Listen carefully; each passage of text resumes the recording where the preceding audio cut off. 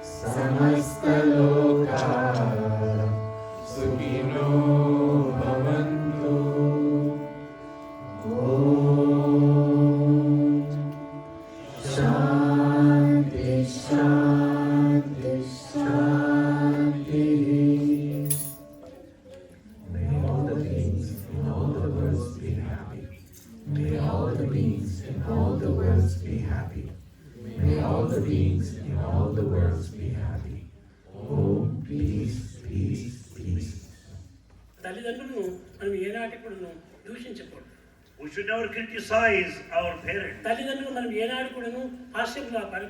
We should never make fun of our parents. The power of the mother is there, right there in her heart. You should revere your mother. It is only her greatness that would make you great. They may not be educated. అలాంటి చదువు లేనటువంటి ఒక ఈశ్వరమ్మ ఈ పుట్టబతికి ఇన్ని విధమైనటువంటి గొప్పతనం చేపించింది. Uneducated Mother Ishwarama has given birth to the Lord God. కానీ ఈనాడు ఆ పుట్టిన స్థానాన్ని వదిలిపెడుతున్నారు.